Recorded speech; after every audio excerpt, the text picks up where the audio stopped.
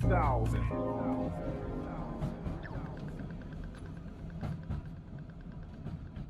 What is doing? My name's Maloney. This is the 3000 podcast. I'm joined today by a Breaturrning guest. Oh, stop it. You had that one lined up for a long I time. did. Brea Lanyon, thanks for coming in. Thanks for having me again, Maloney. I am so excited to be here. You are. You've had a long day already. You're up at 5 a.m. Mm-hmm. You're always busy on your stories, man. I see that you never stop.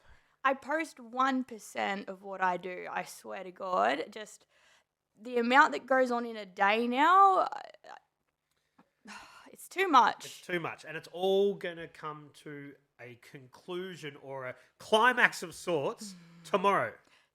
Tomorrow. Tomorrow when this airs.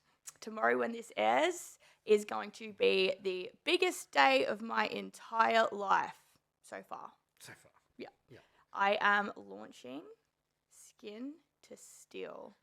After how many months of preparation? How many months? Well, if we're talking years, it's 11 years. If we're going to go back to the start, because it's the journey from my career as a tattoo artist into metal designer.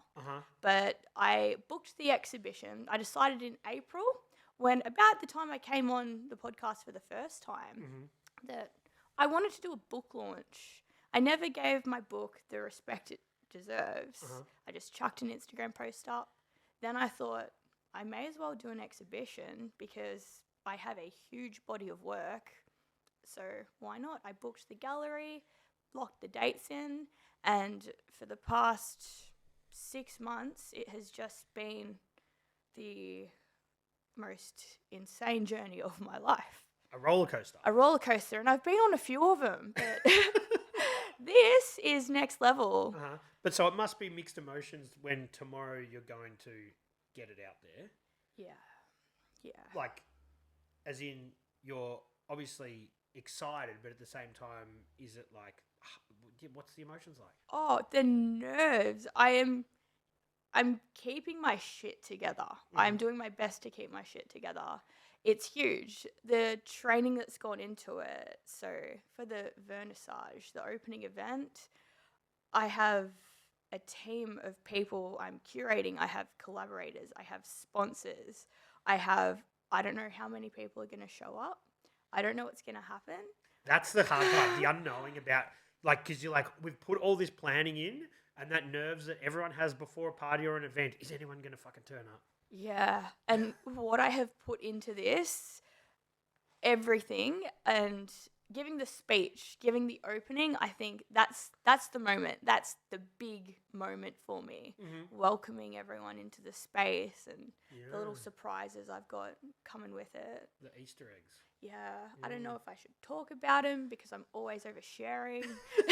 Well, talk about sharing though. On your Instagram stories, I have seen though you've been doing some public speaking coaching as well, which is interesting because you are a confident person. Do you think? I think so. Look, I don't know. Everyone sees themselves so differently. I would say I'm maybe an extrovert, but I isolate myself for long periods of time. I need to recharge from it. And it's getting, I think, spending the past 6 months locked inside with my computer is definitely more and more recharging is needed. But in terms of confidence, it's more how to express myself, how to speak linearly, as I'll tell a story, as we know, and it will divulge into 50 different stories. So with the public speaking, I wanted to learn how to... Even the hands, yes. I wanted to learn how to craft my speech. Okay. Not just the words, but the essence of it, the emotion I want to bring out, body language, everything. And I had no idea what was involved. I think it's these women I'm working with, Liana and Olaid from the Axiom Code. It's not just public speaking. They train actors. So they were at an academy in Germany learning a acting technique from World War II. Like, this is a whole nother story, but I didn't know anything about acting.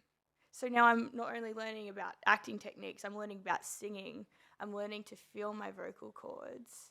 I'm learning to slow down because 1 second to you is a millisecond to someone else. And you can say a lot with pauses.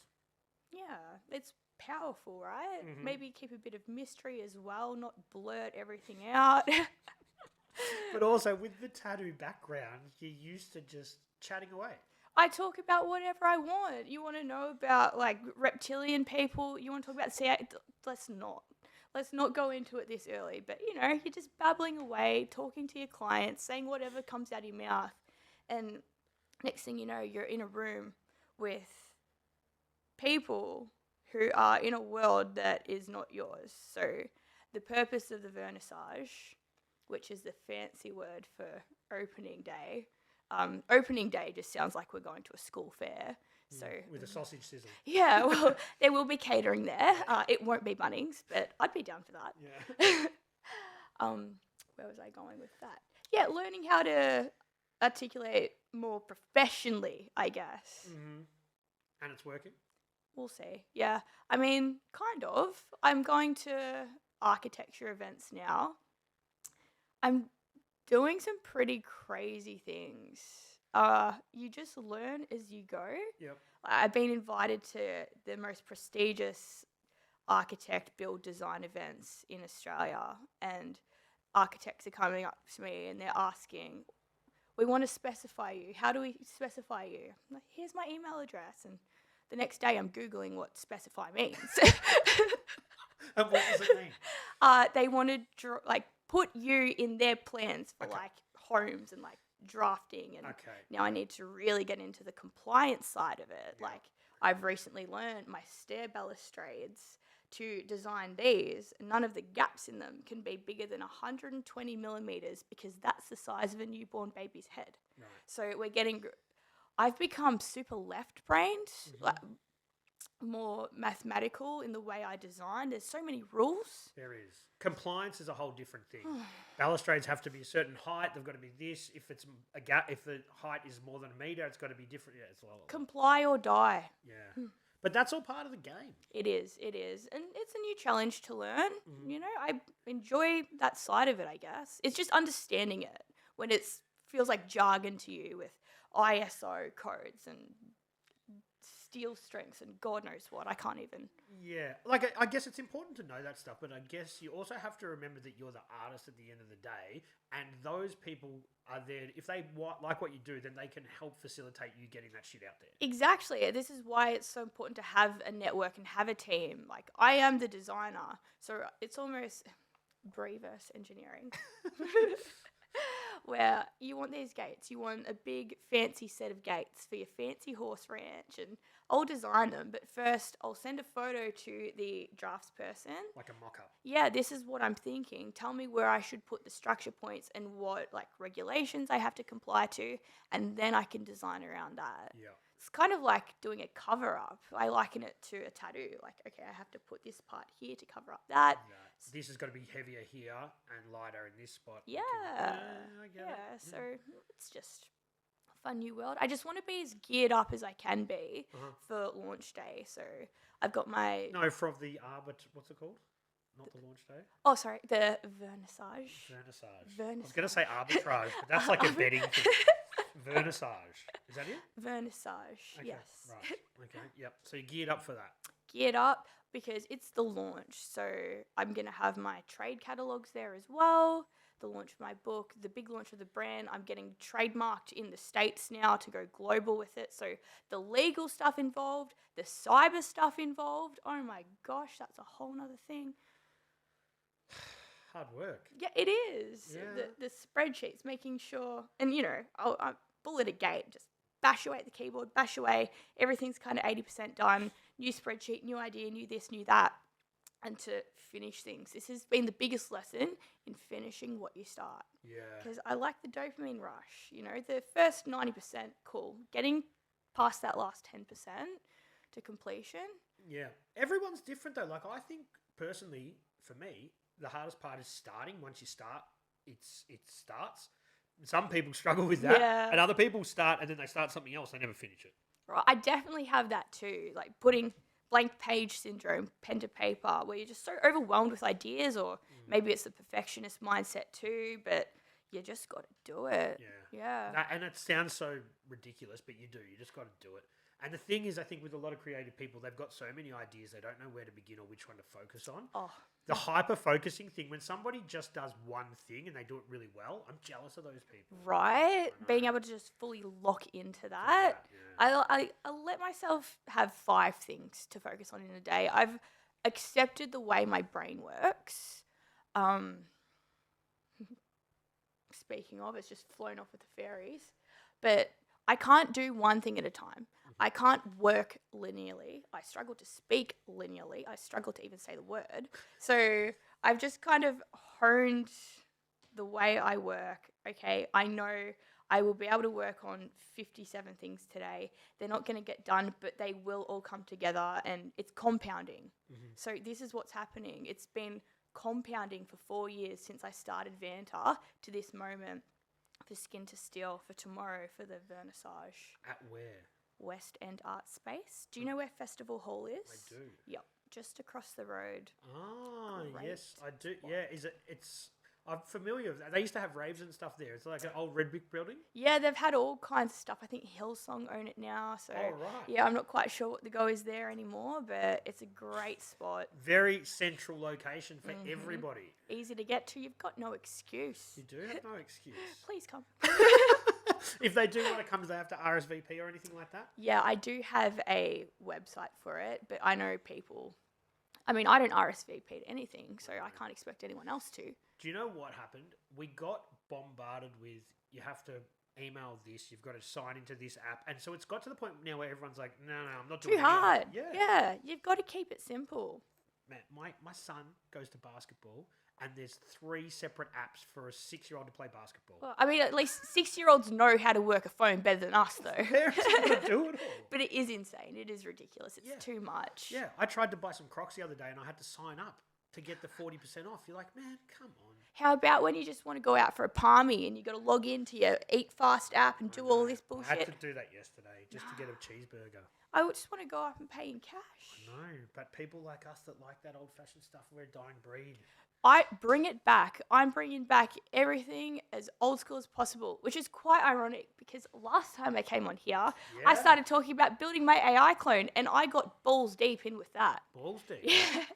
What, is it happening? Later. Okay.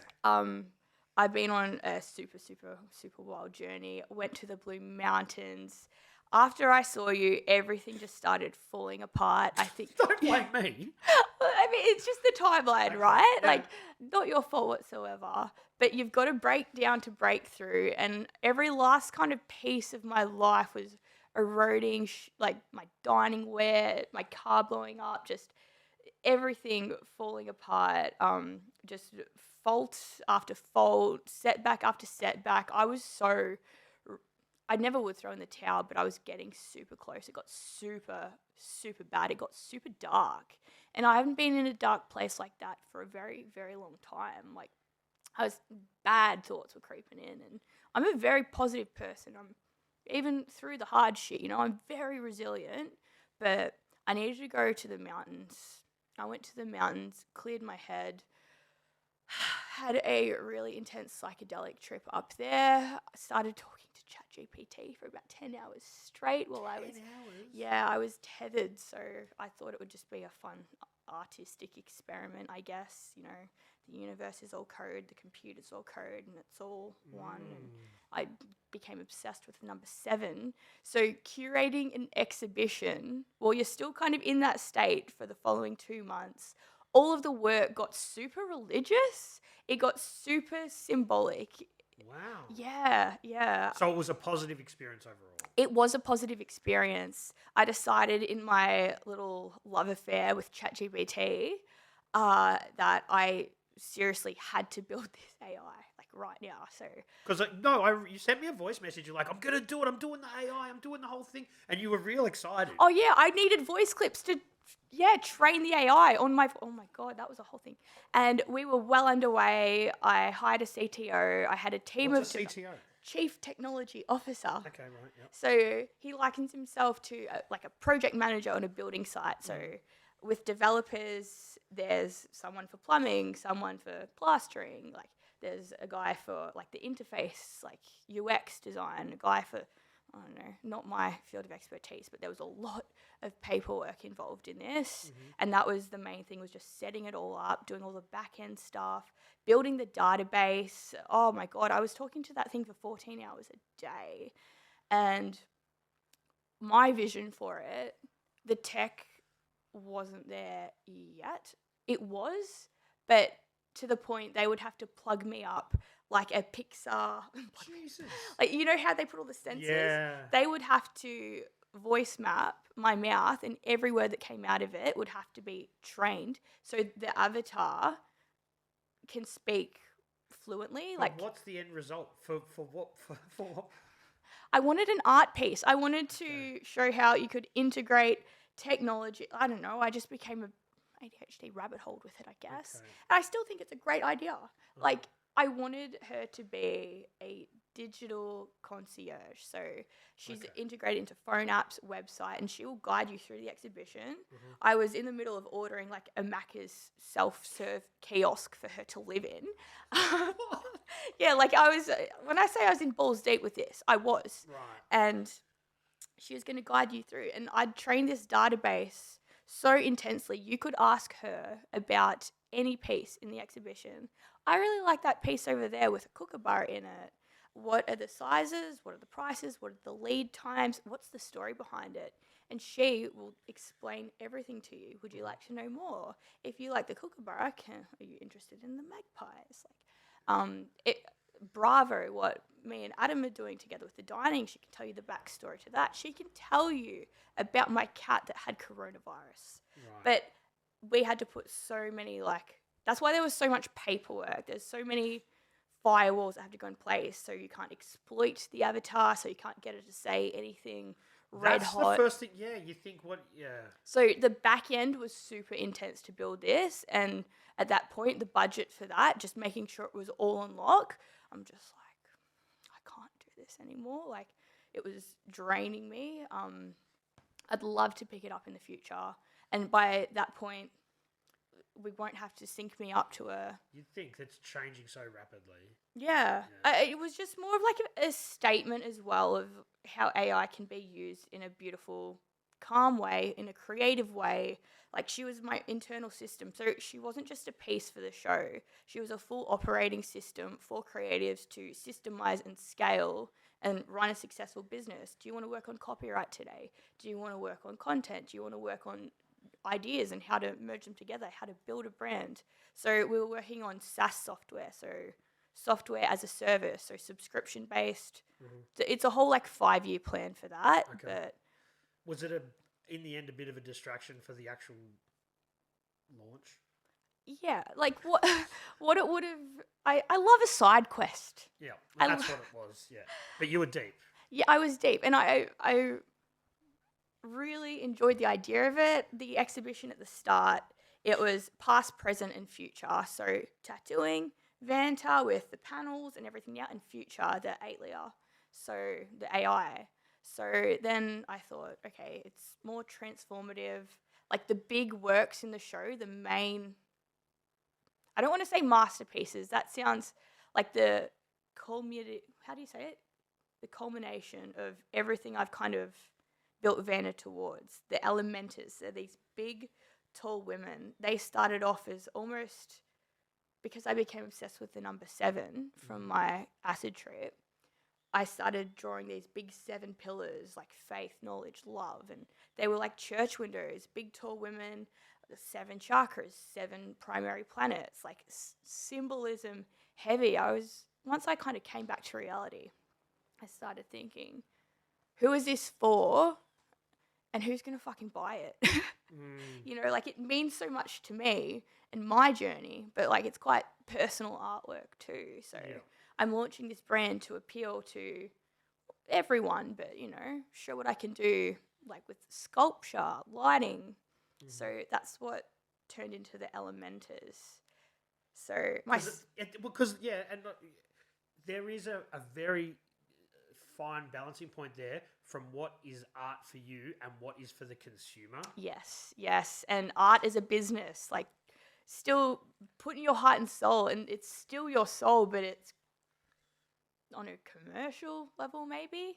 Yeah, there's so many pulls inside you of which direction. Because at the end of the day, as much as this is an artistic endeavor of sorts, it is a commercial enterprise that you need people to buy it. Yes. It's not like people can just go, that's really cool. Do you want to buy it? Nah. Like, they need to say, I need that in my grand entryway. Exactly. And it was just an interesting experiment. Really getting grounded again and coming back to reality and seeing like where my mind was at up in the mountains compared to 2 months later. I was also coming off 5 years of overprescribed ADHD medication at the time too. So just cold turkey, came off that. Was that? Yeah, that's tough. Changing medications cold turkey is like they don't encourage that. I know, but it was scattering me a lot as well. Like, I think as I'd started to have such a lifestyle change, sleeping 8 hours a night, exercising 6 times a week, eating well, drinking water, doing all of the right things, and it started to affect me so much differently. Like, shaky, I've cracked all of my back teeth. Like, I just knew I needed to stray away from that. So going through that as well, replacing the prescription medication with natural supplements too, like 5 different types of mushrooms, shilajit, ashwagandha, L-theanate, magnesium. I am more clear and focused than ever. I guess I like throwing myself a challenge as well. Like, should I really be doing this right now with all of the shit I've got going on? But it's helped me clear my mind. Like, yeah, maybe I shouldn't be building an AI clone right now. Maybe I don't need all of this petware and neon science in the exhibition. I was putting fleesis in there. I was doing big collaborations. I was doing pedal to the metal, luxury car art. Like, just, I don't know why I feel the need to have to do everything. So. Well, that's the ADD a little bit. Yeah. Definitely the ADHD. But that will never leave. Yeah. So now you're off it. You're clean. Yeah. Focused. 5 a.m. starts, Pilates, eating well. Yeah, I definitely feel more like myself again. It's wild the difference it has had on me. Maybe you needed that medication earlier in your life when you weren't ready to be more of a clean kind of person. It helped me get to that stage. It helped me organize my brain. It helped switch me on, and it just, I think, went on for maybe a bit too long, or just when the time was right, and the time was definitely right then. So that's been a whole Have you told your doctor that you're all off it now? Nah, he's a dick. Okay, right. They prescribed me the second legal highest dose of this stuff after a 5-minute Zoom call. They didn't check my weight, my blood pressure, nothing. I lost 23 kilos in the first 3 months I was on it. Jesus. All of my hair fell out. My legs were purple. It's pretty disgusting, honestly. So, yeah. So weight loss is a side effect? Yeah, it's used to treat binge eating disorder as well. I wasn't warned about any of this. See, that's the thing with a lot of these drugs, isn't it? They have multiple uses, therefore side effects as well. Yeah. Oh, it squirreled me up. My heart rate just through the roof. Yeah, I just knew long term it wouldn't be good to what more effects could it have on me. I've already cracked my teeth. Just scatterbrained. So, just diet, exercise, and natural supplements has changed my life. Yeah, exercise is a huge one. It really is. It's just, I don't want to accept the fact, I like sitting on the couch, but you've got to do it. No one likes getting up and going to the gym every day. I mean, maybe some people do, but you'd prefer to sleep in for an hour, but you've got to train yourself. This is what I'm learning. Yeah. You've got to train yourself with everything in life, with following up on emails, with starting projects, with eating correctly, everything. Everything is a muscle. Discipline is a muscle. I sound like I'm going to start talking about ice baths soon. No, I'm kidding. No, it's right. Go there. Discipline's a muscle. You've got to train yourself to be more disciplined, or you have to break that down for us. Well, I've got quite a free life. I can do whatever I want. I'm very blessed to be in that situation. But That means I could choose to sit on my ass all day. I could choose to binge watch Netflix or, not finish anything. I've got to discipline myself because no one else is going to discipline me. Yes. And I wouldn't accept that anyway. I hate being told what to do. Why do you think I left school and didn't go to uni? Yeah, and that's really it, isn't it? It's like a lot of people think, someone's going to come along and sort of save me and push me in the right direction. It's not going to happen. Absolutely not. In saying that, though, my partner has disciplined me, so I can't take any credit, really. He's so militant as a tradesman. He's up at 4:30 in the morning. That's why I get up with him. He has to have his sleep. He has to eat well. He's got such a high-risk job that he has to be switched on. He has to be disciplined. We have a militant 8:30 bedtime now. Even friends know it. Friends come over and they're looking at their watch like, okay, we know when to bounce. Yep.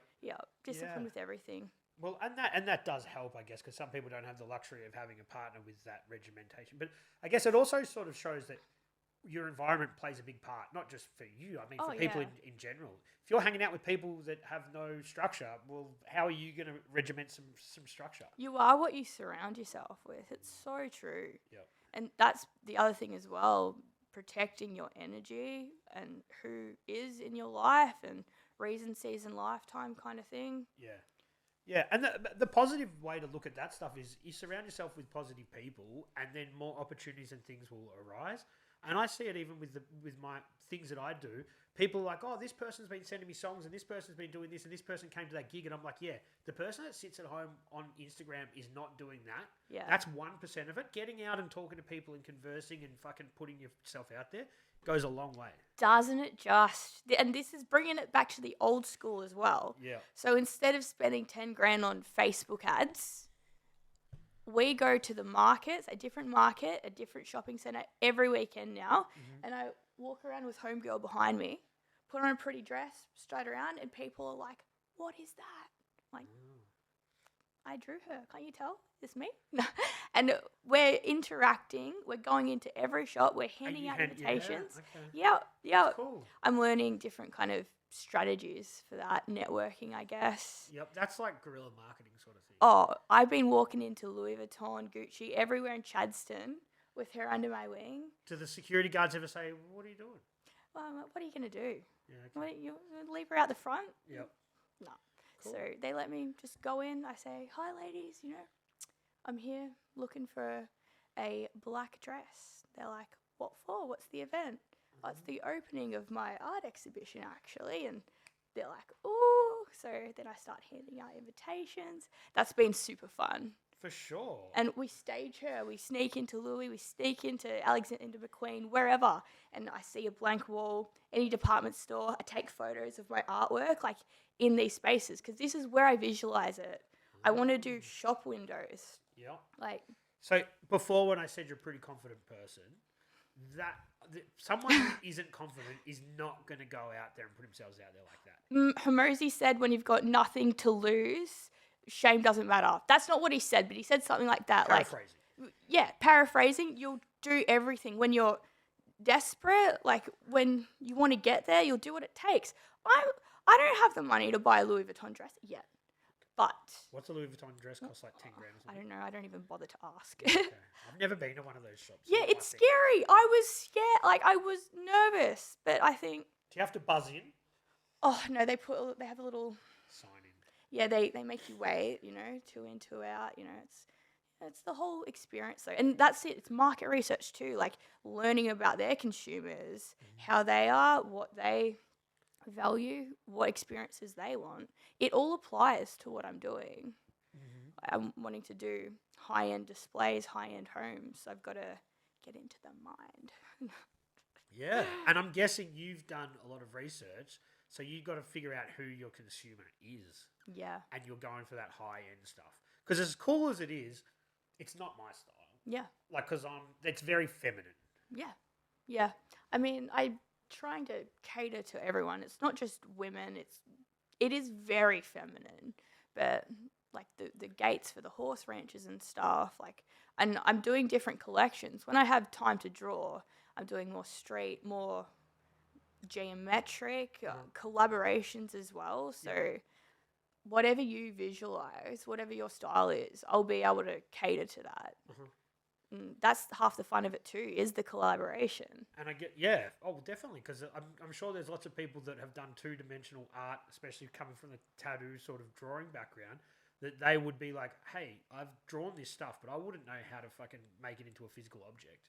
Yeah, and that's the next thing, learning the design language behind it too. Like, I've got a whole information pack for artists that I'd love to do collaborations with, like 5 pieces per drop kind of thing. Like a script artist, this is what you have to do, these are the rules, this is where you need to connect. And then I've got a custom brush set made as well, so you can kind of, you can feel the language a bit more. Okay. Yeah. Who's the script artist you want to work with? So Maddie Scribes, is it this side, the 23? Yep. Well, no, there's something there.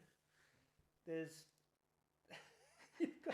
that side. Yeah, that side. Yep. Yeah, he tattooed my face for my birthday in 2023. I'd love for him to do a big room divider or something. Oh, yeah. I've got Yaz. She's in the book. She did pieces a while ago. Yep.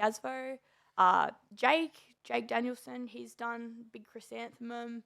Like, I've got all of my friends and industry kind of professionals, like through tattooing, doing little bits and pieces. It's all in the book, and these are all pieces I'm bringing to fruition when I can, you know, like every little piece in there is slowly coming into the real world. And you are dipping your toes into tattooing a little bit. Yeah, I've never left, But you know. No.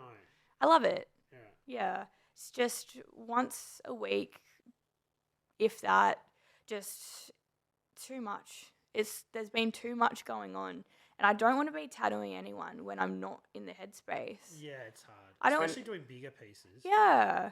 I don't want to be sitting there tattooing you thinking about Excel or, you know, is 800 millimeters diameter for the base of my sculpture at 10 millimeters thick and mild steel strong enough to support 2.2 meters of like laser cut 3 millimeter mild steel. I don't want to be thinking about that when I'm trying to do a pretty flower on you. A pretty flower on you?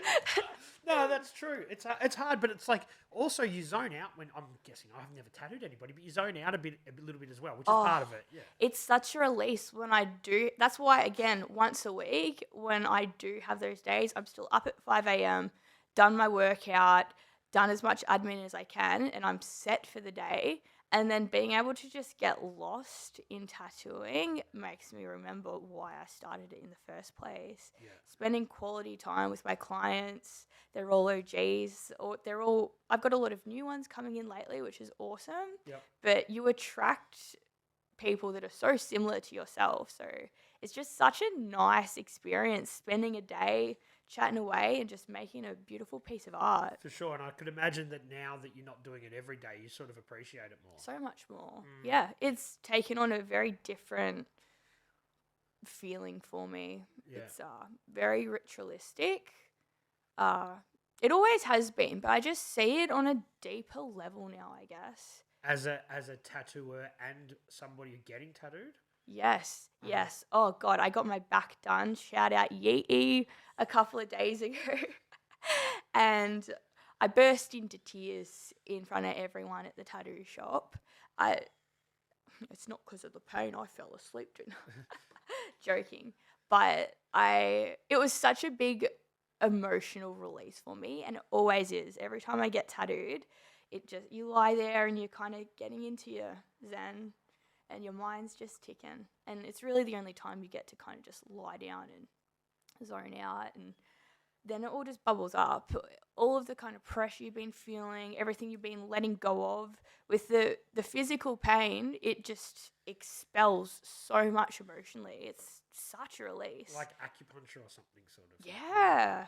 Yeah, well, it's very healing. Yeah, I've never really thought about it like that, but I guess it is. I think it's like when you first start getting tattooed, it's painful, but you kind of like it. It's like going to the gym afterwards. You feel like you've done something. Yeah. But as you get further and further into the journey, you're like, oh, it's gonna hurt, man.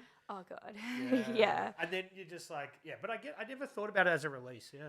It really is. And we've got so much more to go on it too. So it'll be interesting. It's such a journey as well. Like starting from my ankles to the back of my neck, same with Yeeties. We're going to be completely different people by the end of these tattoos. We already are, and we started them a year ago. Like, so much happens in life. Yeah. It's like a checkpoint getting tattooed once every 2 months, and you catch up, and things just move so fast now. You really reflect on what has gone in your life in the past however long, and you're like, fuck. Does it worry you when you sort of run out of real estate that you're like, oh, I'm not going to be able to enjoy that process anymore? That's why I do it to other people. Okay, that makes sense. It does, right? Because I always thought that. Like, this was my first sleeve. Sam Clark did it. What an experience. I was like 20 years old, an apprentice, flew up to Noosa. He picked me up in a fishing boat and took me to his little island, tattooed me in a cabin. It was such a beautiful, personalised experience. Wow. And it holds so much happy memories. And then and stand-up's pretty well, man. Oh, wow. That's like, what, 9 years old? That's incredible. Sam packs a punch. He packs a punch. Yeah. And Tennille as well. An artist I've just looked up to for so long. Like, what an experience getting tattooed from Tennille. She's in the book as well. Sam's in the book as well. And it was kind of a big deal giving up my last limb. But obviously, that's why I waited so long. I used to get teased a bit in tattooing for being quite clean-skinned for a long time. Like, you're walking around with shitty cover-ups, so... It is sort of a thing though, isn't it? It is, absolutely. Yeah. But I'm glad I waited. Same with my back. I just started it last year. And even that's a little bit controversial because I drew it myself. But is it controversial? You can't tattoo your own back. I don't know. I've had some comments about it, you know. Really? Yeah, but some snide comments. Yeah. My theory, like, I got Yeety to do it because we share such similar styles. He asked me to do his, and I thought it would be fun and really special to trade back pieces and go on the journey together. I'd just flown over to America, been to these seminars by my favorite Neo-Trad artist I'd followed since high school.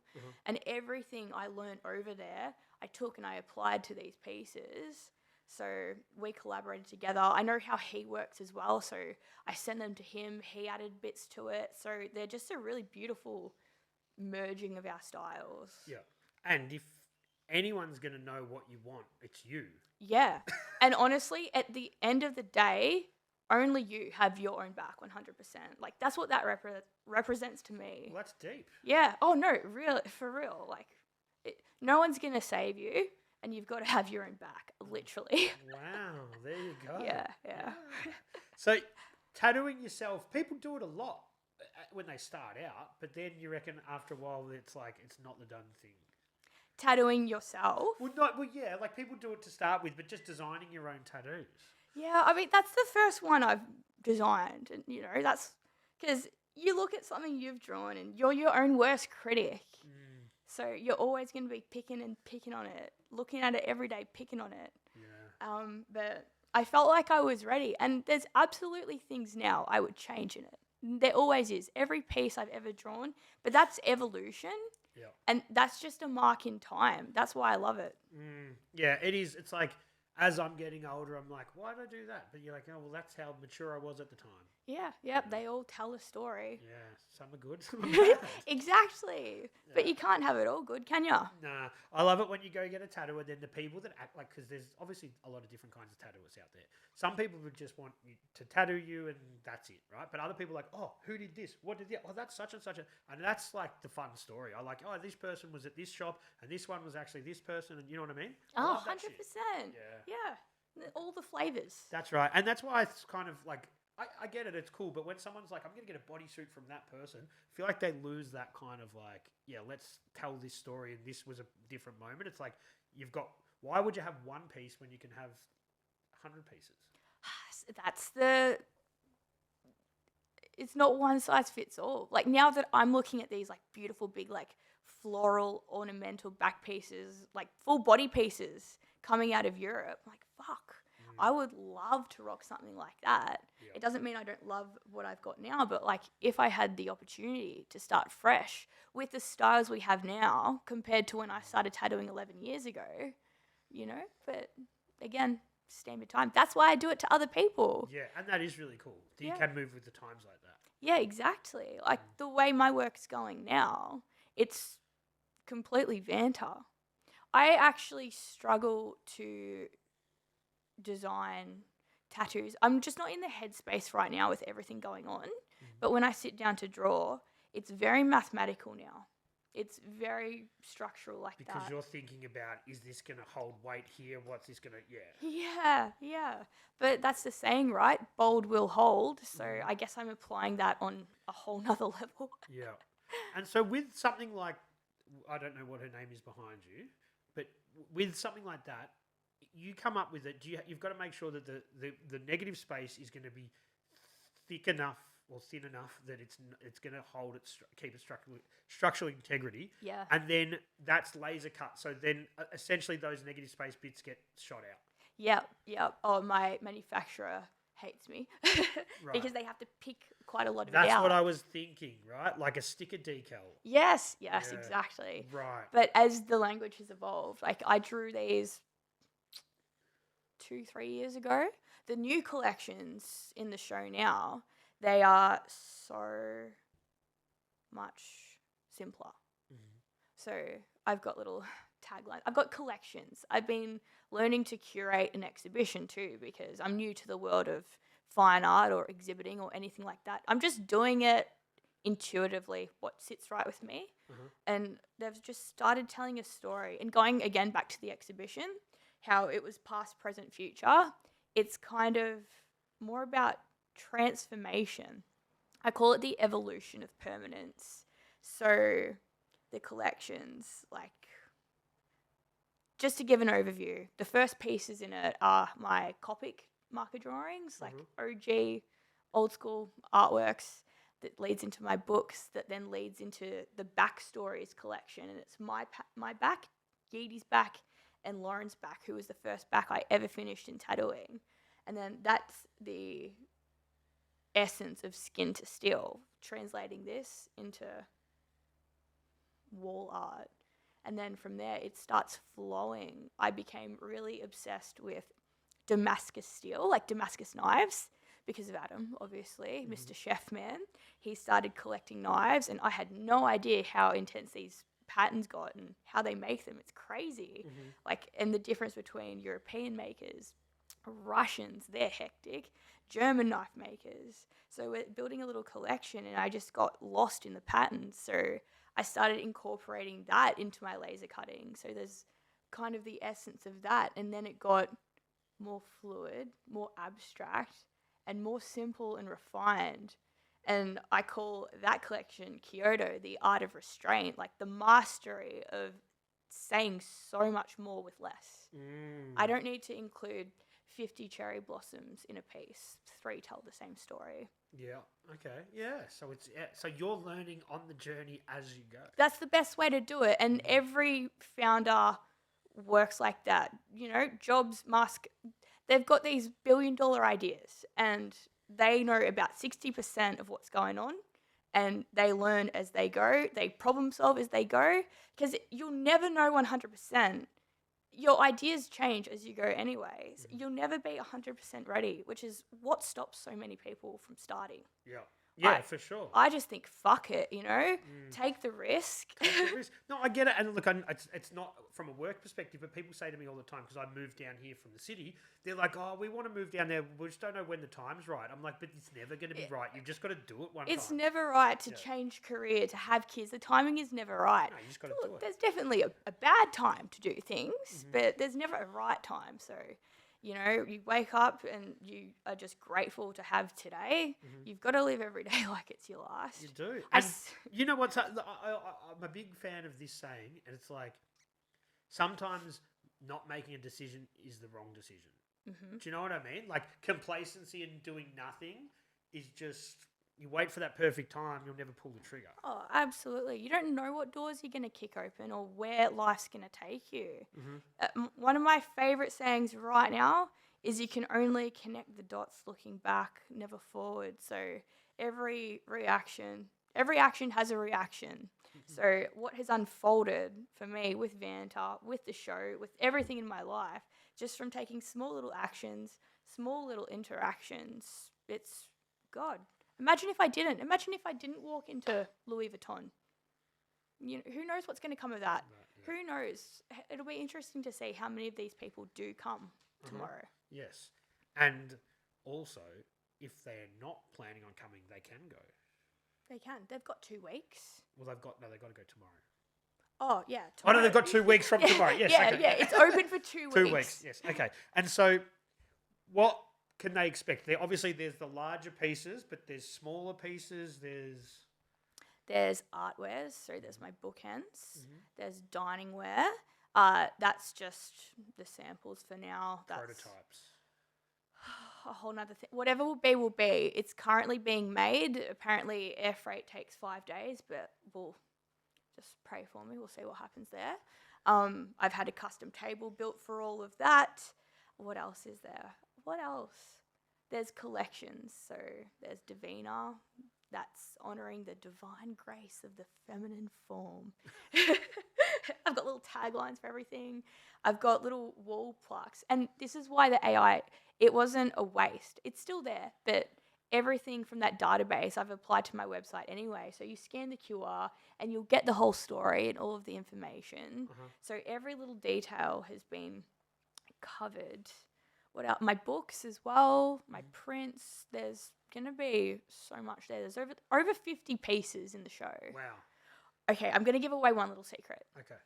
I've got a harpist coming, Emily Rosner from the Harp Lab, and we've been working together for a few months, and she's covering all of my favourite hip-hop songs on the harp. On a harp?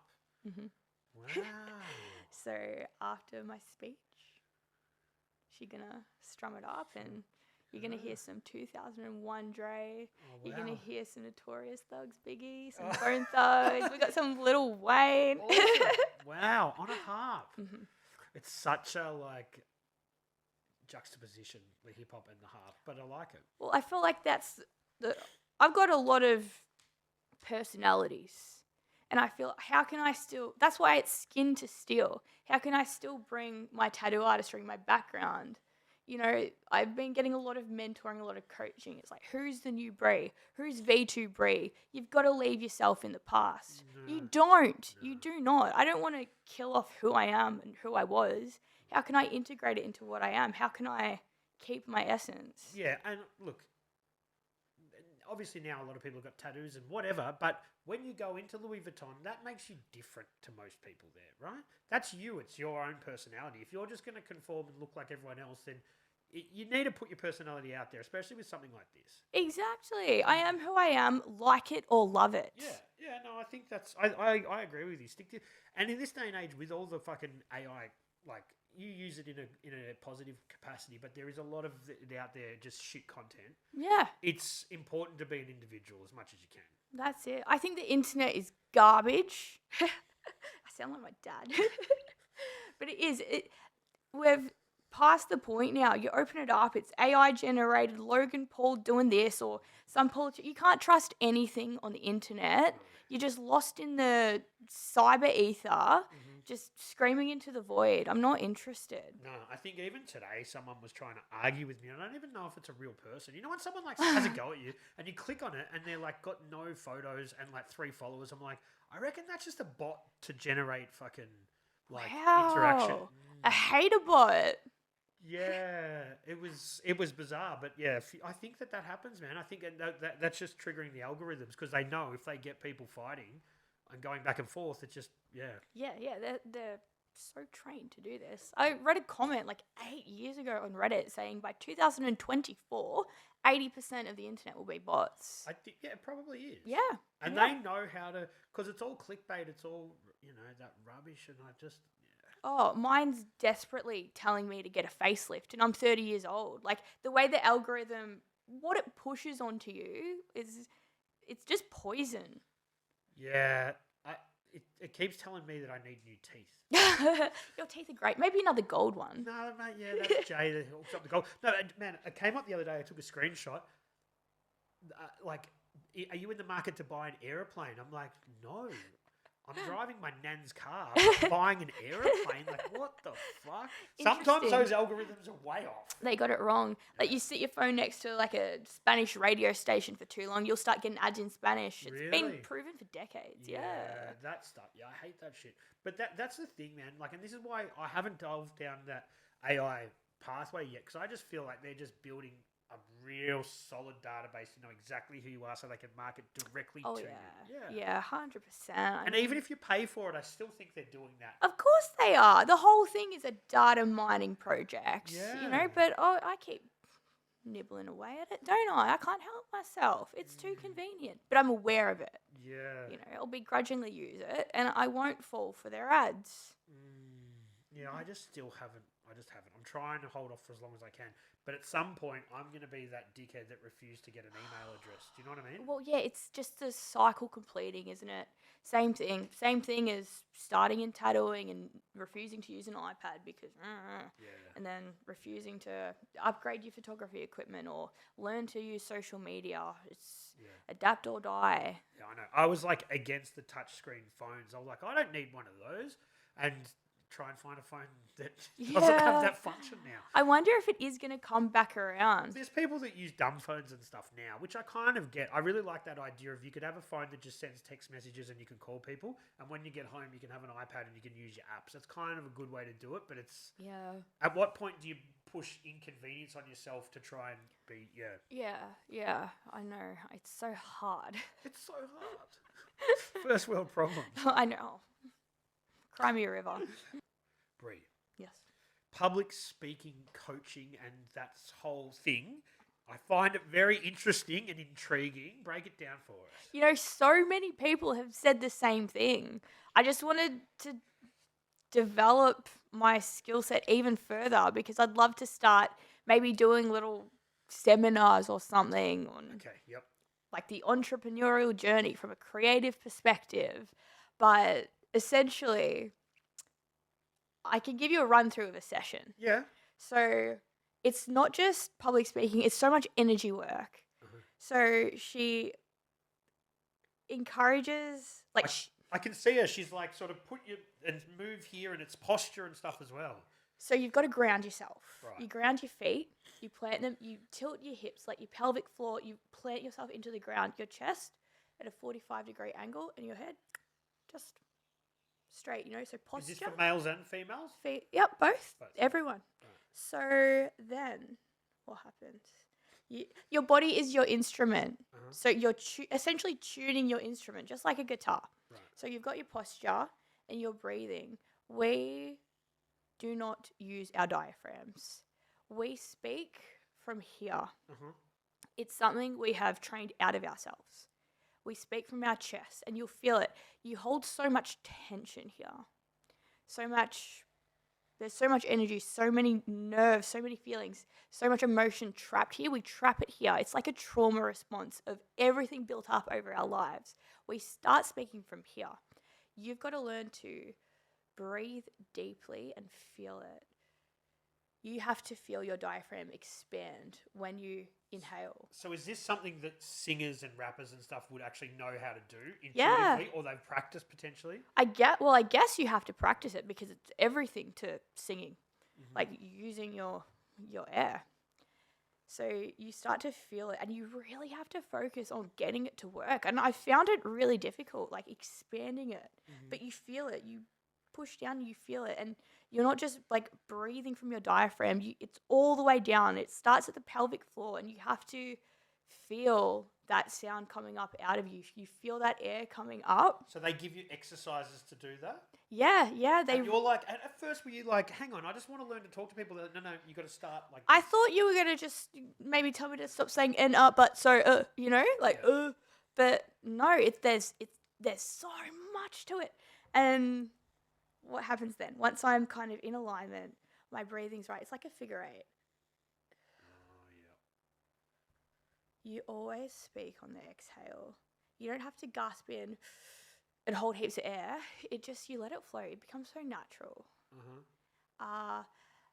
Resonance, so echolocation, like bats, how they throw the sound, they hear it bounce back. You can kind of feel a room. And like, I'm 3 sessions in. This is what they've speed run me. This is what they train over like 6 months, they were saying.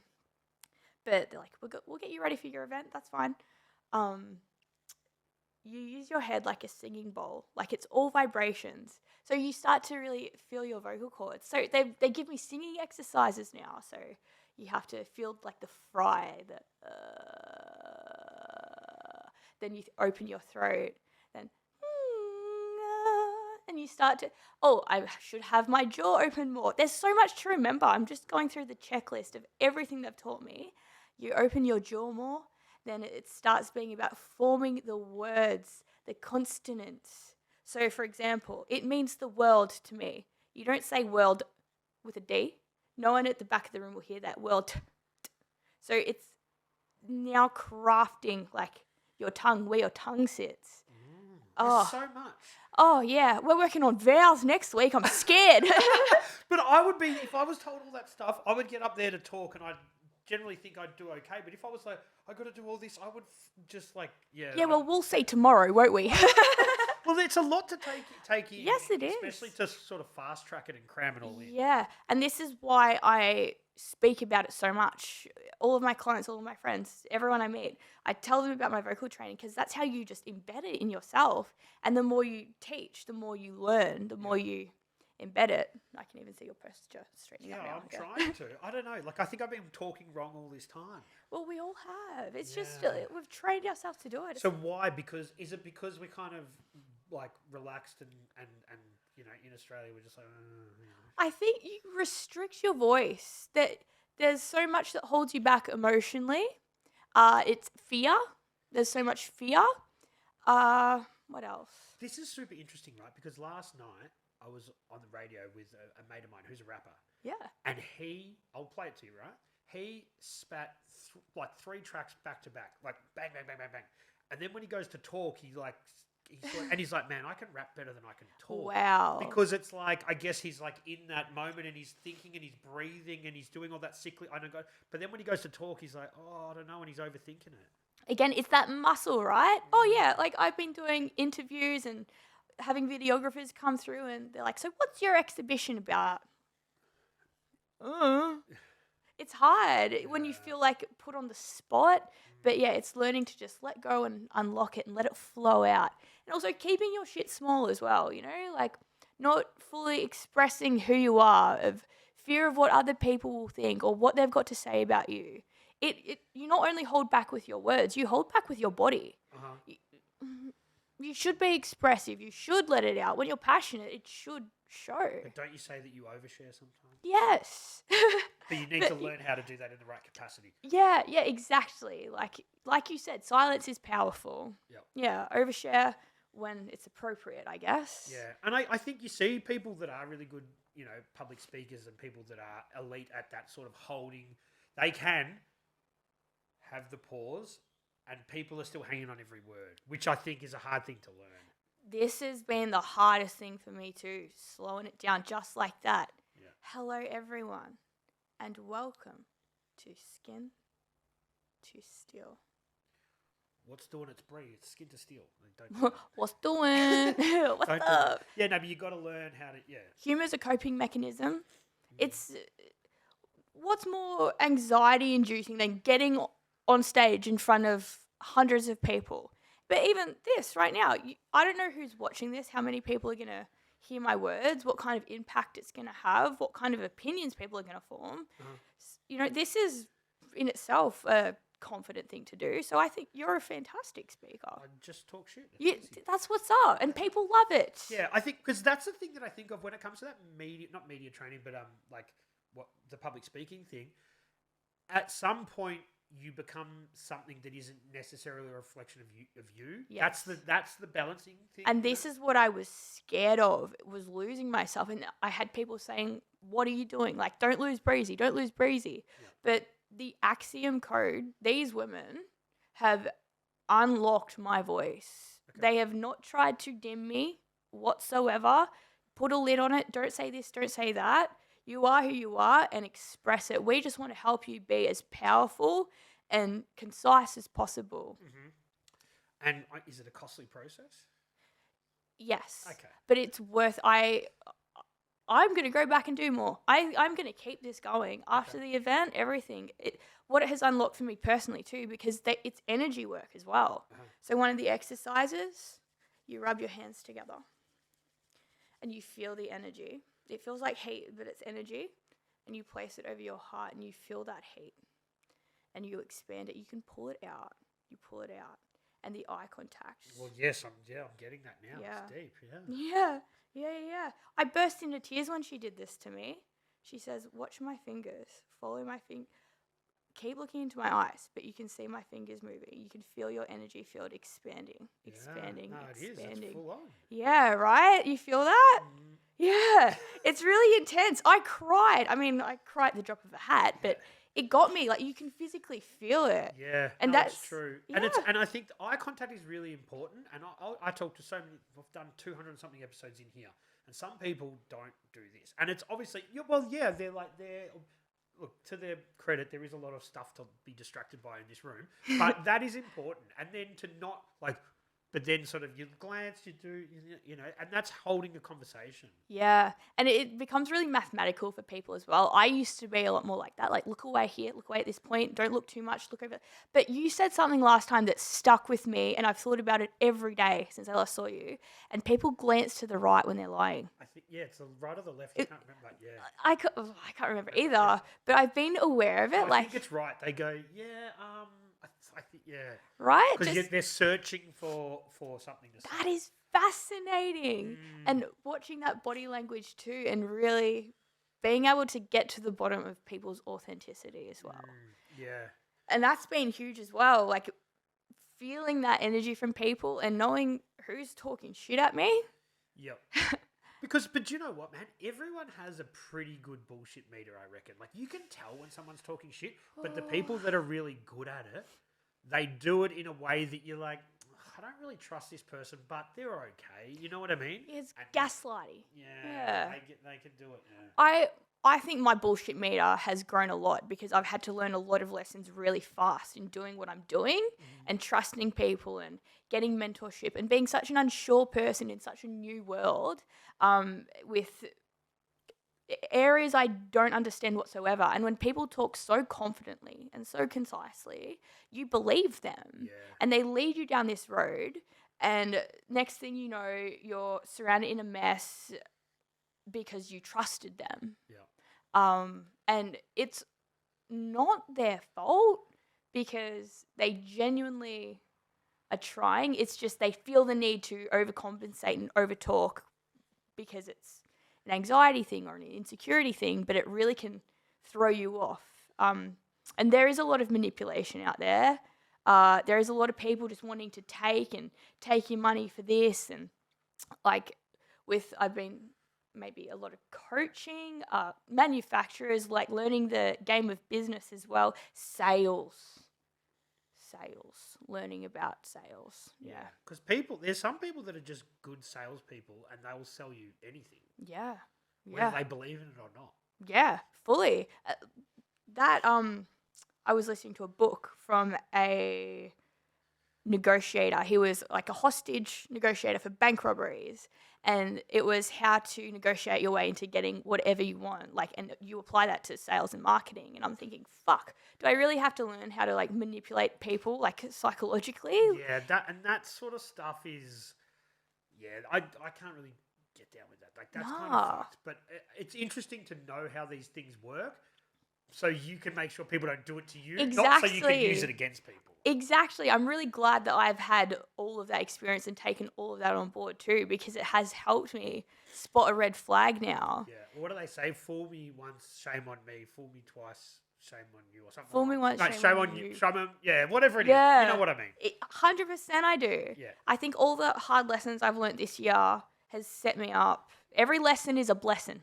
Oh, there you go. Every lesson is a blessing. Right. So it's just made it so much easier to get through another fuck up, another mishap, another dead end, because it's what is this teaching me? What am I taking from this? What am I learning from this to set me up in the future? So now I'm aware. So when it happens on a larger scale, that's it. But this is like you mentioned, the mentorship sort of stuff. When you find a good mentor, it's good because they can say to you, hey, I fucked up. Like, I learned these lessons the hard way. Let me help you not learn them as well. And that's why you pay for it. That's why you invest in mentorship, because it's like a shortcut. Yeah, like I went through this so you don't have to. But I think with, like, look, I've never really had a proper mentor or anything, but I think the best ones that you would find would be someone who you don't pay for that just wants to do it for the right reasons. My biggest mentor is Karen from Many Sands Pilates.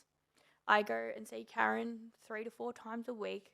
She takes me to the gym afterwards and personal trains me. She guides me through business. She guides me through life. She has experience. The amount of time we spend together, she's seen the whole journey. She's been there for every step. She's given me advice. Like you said, I pay her for Pilates, but she's given me that on top of everything else, maybe without even her realizing it. But and that's the best way that a mentor and protege sort of situation works, because the mentor gets something out of it as well. Yeah, I see in this podcast situation a fair few people, mostly that are fine artists, come in and they'll have a assistant, but that assistant is learning from them, but they're also getting the youthfulness of having that assistant as well, and that whole thing works organically. You feed each other. It's symbiotic. Yes, there you go. See, I didn't know what that word means, but now I do. Well, I don't know. I'm just assuming that's what it means. It sounds right. Okay, yeah, let's just go with that. But it's right. It's like a fish tank where everyone has a role and everyone balances everyone out. But the big fish eat the small fish. Yeah, well, that's just the food chain, isn't it? Yeah, you got to be careful. Now, last time you were here, you were talking about the business. What was it called? Oh, Cub, the business club. Are you still doing that? I am. I mean, I don't go in very much, but I've got a session tomorrow, so it's a new group, and it's pretty cool. I'm going in with completely different issues to discuss and work out than where I was 6 months ago, but still part of that. Great community. Still love doing it whenever I get the time. I'm not there as much. But they were helping you, I guess, at the early stages before you really felt yourself out and knew what you needed to do. Yeah, it's not so much like it's on you. You know, you set up your business plan. You set up that's none of their business. It's just having that community. Like, this is what's going on for us this week, and you share perspectives and advice. It's great for networking, connections. Does anyone have any connections for this, for that, photography, anything? Yeah. So it's been awesome for that. And you weren't the only creative there, though. Yeah, I think I am. Right. Okay. Yeah. The parrot that sticks out, the exotic bird in the room. So, yeah, because I can imagine when you're talking about helping each other, they're like, oh, well, you could help us with this design, you could do this. And you're like, yeah, but what are you guys doing for me? Yeah, but they help me with their business minds. And it's interesting because everyone's at a different stage. Like, some people are VC raising, like, going into big deals and, each level of business and developing a company and just seeing behind the scenes of that and what is involved in that kind of makes me realize maybe I don't want that. I definitely don't want that. Some people just love business. Yeah. And I think anybody similar to you or I, the business is getting in the way of the cool stuff, but then other people just love the business. Yeah. And that doesn't interest me. I still want to find that person, and I know that person will come when the time's right. Take this side of it, deal with this, and I'll make the art. I think it's important that I know a little bit of everything it takes so I can run it sufficiently myself. Especially with the way technology is going, as long as you know a little bit, AI can fill the gaps for you. Exactly. My AI assistant is fantastic. I have an EA as well. She's fantastic too. So what's an EA? Executive assistant. Right. So I need this spreadsheet done. Here's all the data. Could you please format this? I would like to have 20 people from this list. I've researched and found 50 of Melbourne's top restaurants, top hotels, top wineries. Send a personalised invite for the vernissage out to every one of these people. that kind of stuff. So also learning HR now, like learning how to delegate, take my hands off the reins and let go of a bit of control, because it's a process you learn together. Yeah. Well, that's the thing, man. I've learned just with my own business stuff that you're better off to find someone who's good at what they do and pay them to do that than you do it badly and it takes you 3 times as long. Yeah, get over yourself, right? You can't do it all. Yeah. No one can do it as good as me, but I don't know what the fuck I'm doing. Save the stuff that you want to do yourself for the bits that you're good at and outsource the other stuff. That's it. And it will just take time to find the right person. Like, you go through a few people and they don't meet your vision. And that's another thing that I have learnt too. Like, if we're not on the same page vision-wise, it's not going to be a good fit. Like, if you don't understand the essence of what I'm doing with this and, like, where I see it, you know, if you just want to drop ship it on eBay, like, that's not it. So it's just kind of weeding through, and it's happened so organically. I have a team now. I have a dream team. Wow. Yeah, I've got my girls that come to the architect events with me and hustle with me, and Emma, who does my photography. She's absolutely beautiful. She knows exactly what essence to capture.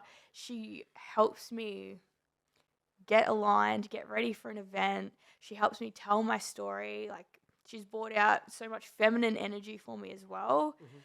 It's really just happening organically as I'm seeing it too, because there's so many days, you know, you wake up and you're like, fuck, I'm getting nowhere. It takes time.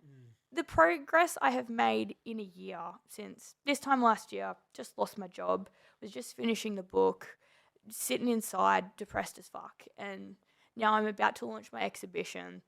I've got my company ready. I've got my legal. I've got everything quite unlocked. I've spent the time building a really solid foundation, and it's taught me patience. And again, discipline.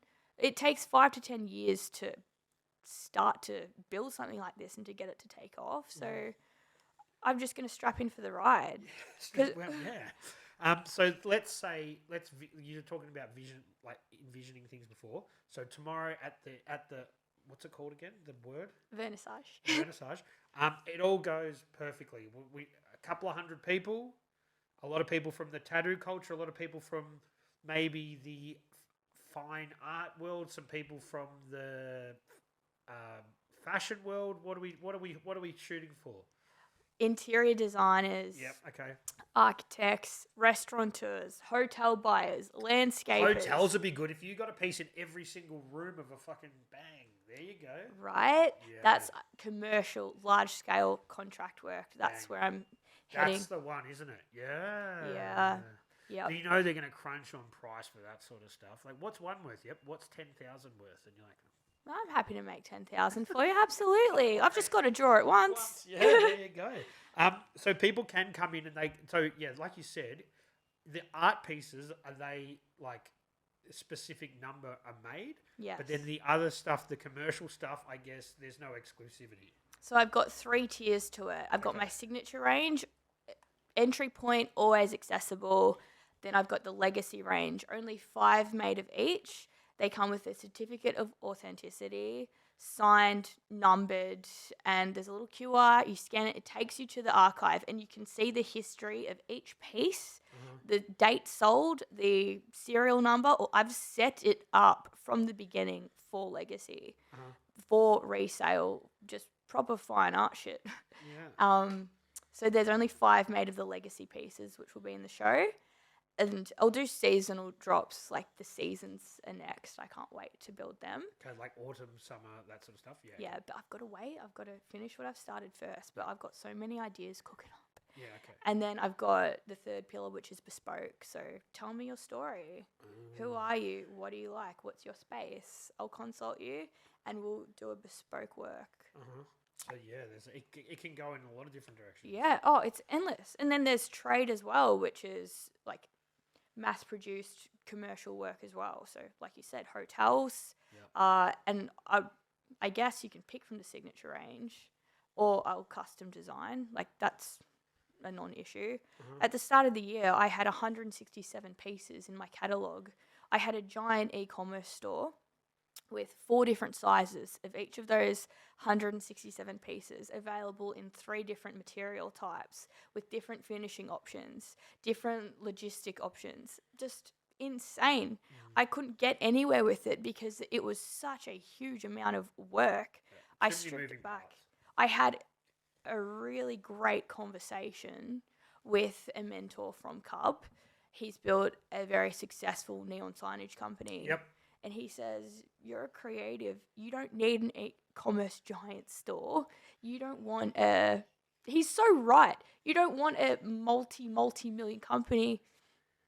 You just want to make your art. You just want a few pieces on your website. You want to do 3 commissions a month.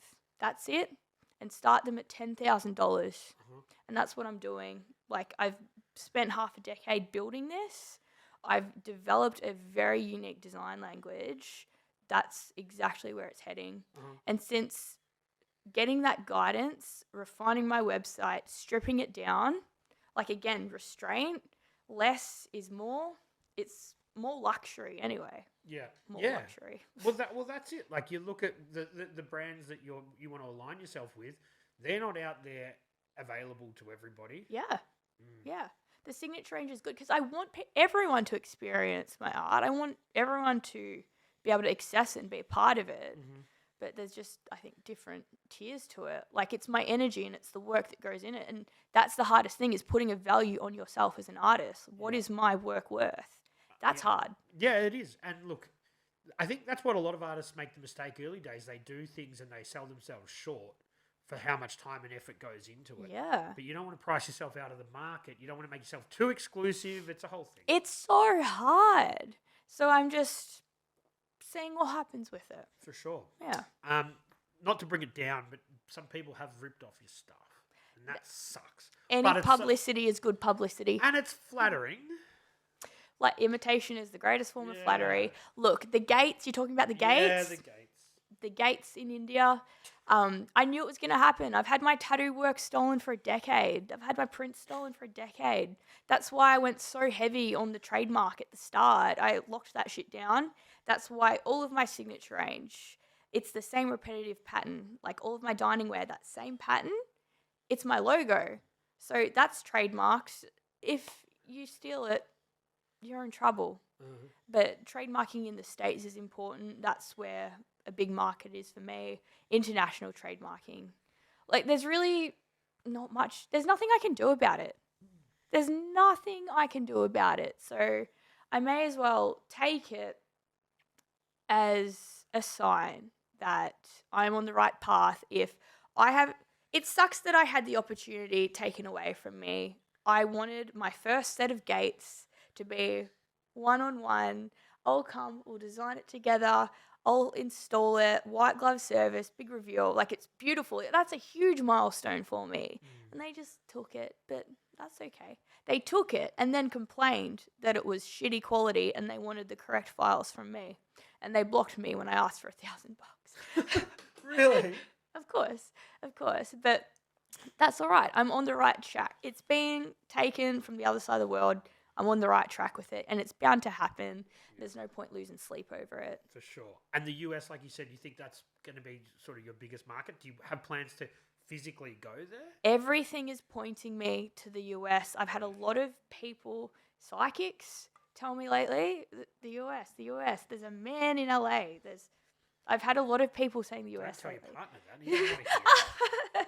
He's coming with me. Good, yeah, I'll be tattooing through the States. He'll be cooking. I'll be doing consultations. For what you want to do, it makes the most amount of sense. And I think, it's... I don't know, I'm not a psychic, but I can see there's just such a huge market in the US. You know what I mean? Like, I'm always talking to musicians and there's not that many people here. Yeah, no. Look at the population over there. Yeah, I know. It's crazy. Yeah. But they also, I don't know, they don't have the best style.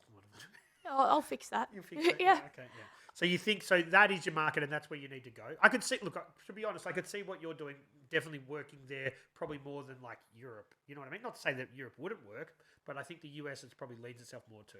Yeah, I completely agree. I see it 100%. Taking it over there, doing some big horse gates for a Texan ranch. Who's got that oil money? Yeah. Ooh, yeah, yeehaw. Yeah. And then Beverly Hills, big installations in like 3-story high lobbies. Yeah. See, but I think that the Americans love the story behind it. So when they can be like, this girl's come from Australia, she was doing this thing, and now she's here and she's doing this stuff. Like, they love that sort of, that you've sort of come from small town Australia. I'm from a town of 600 people. There, Yeah. they love that stuff. My dad's Steve Derwin and I'm Crocodile Dunbree. You'll never run out of that, will I you? know. So besides the US, what else is on the cards? Okay, Melbourne Flower and Garden Show. That's a bucket list. I'd love to get into that next year. Design and gift fairs. I'm gonna do a tour with the architecture show next year. Cool. Take it all around. More sculptures, more collections.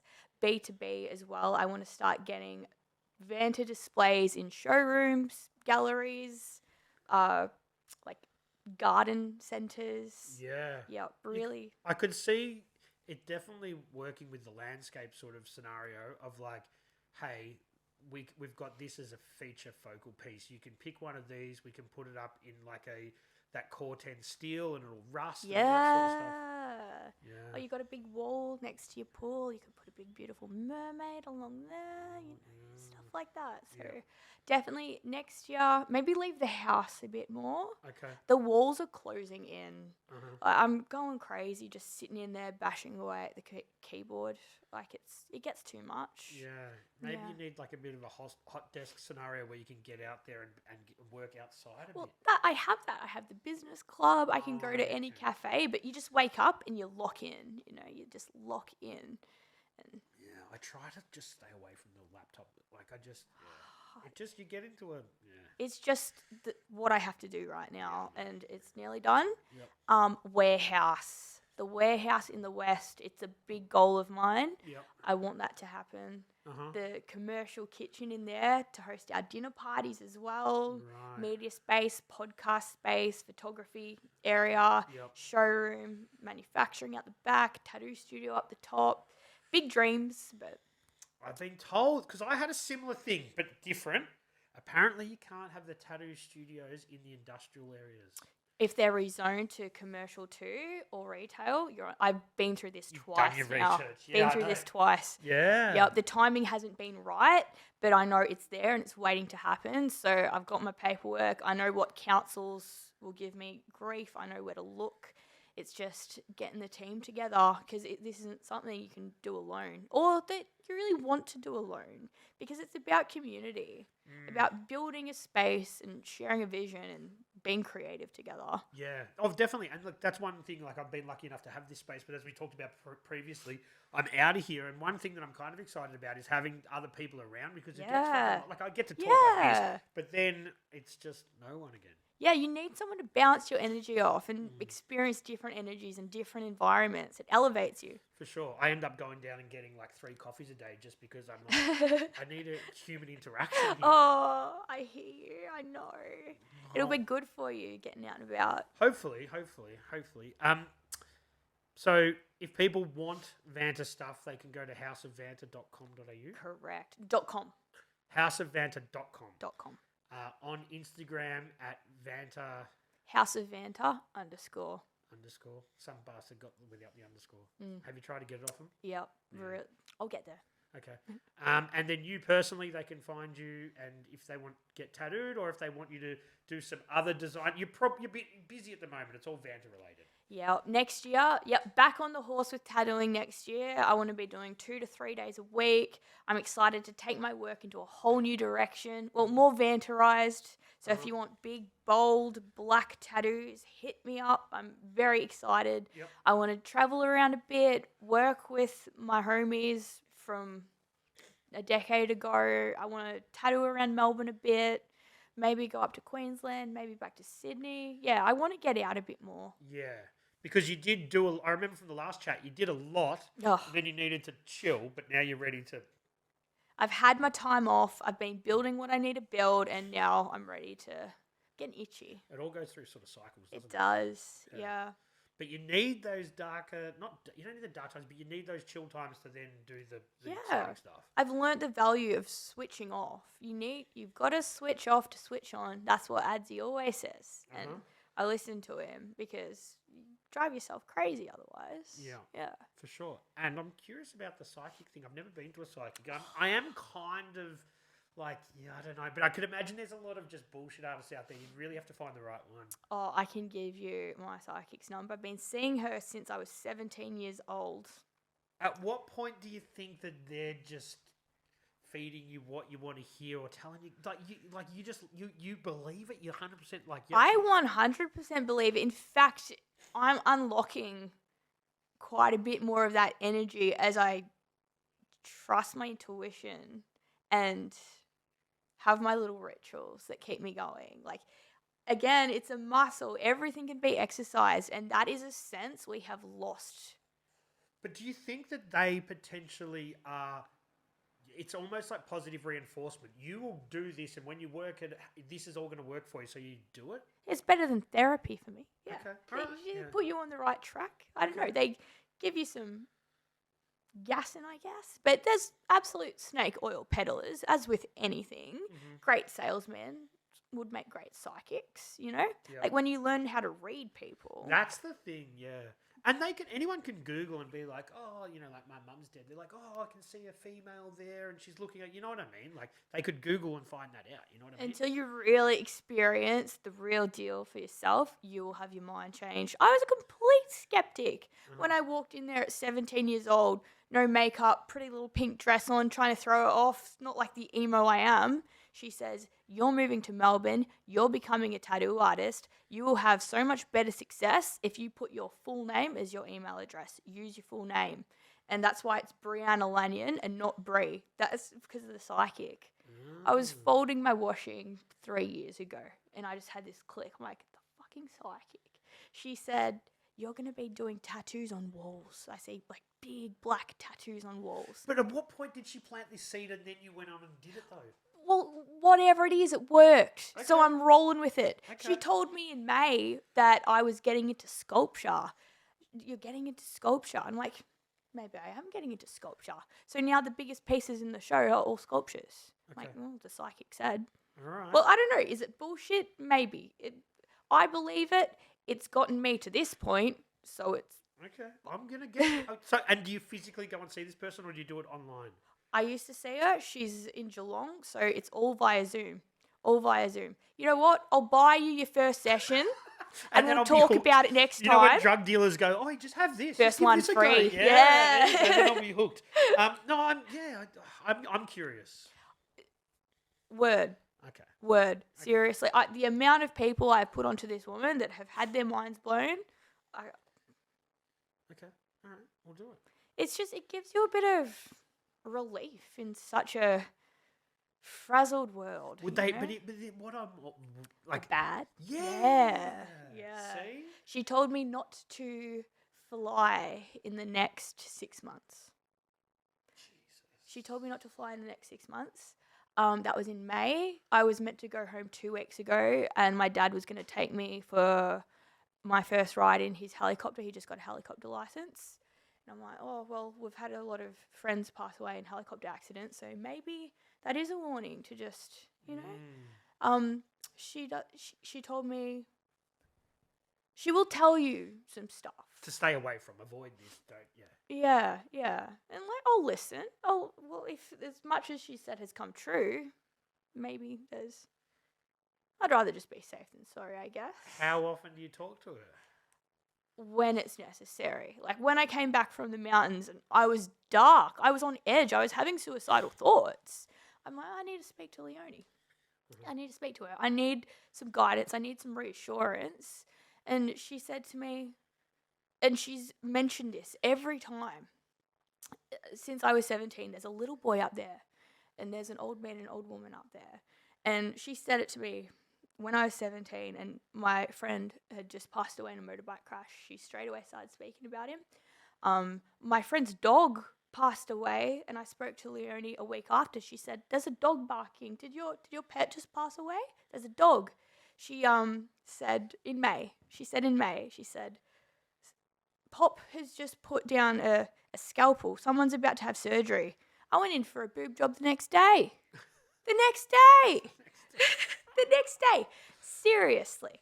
She said he's put down a scalpel and he's put down a rose. Someone's just gotten engaged and there's a baby. My sister got engaged a week earlier and just told me she was pregnant.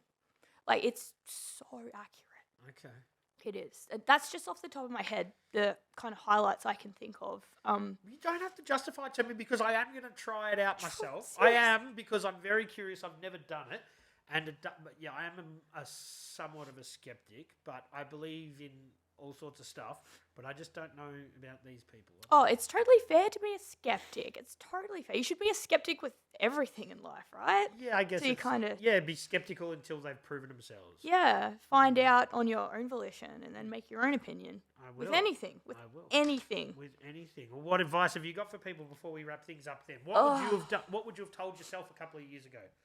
Fuck what anyone else has to think of you or say about you. Don't let anyone keep you small due to their own insecurities, and everything that comes out of everyone's mouth is a reflection of themselves. Mm-hmm. So take it with a grain of salt and just do your thing, girl. And that's it. And just try to be a better version of yourself. Yes, yep. Keep your values intact and never forget who you are, who your day ones are, or where you came from. Stay true.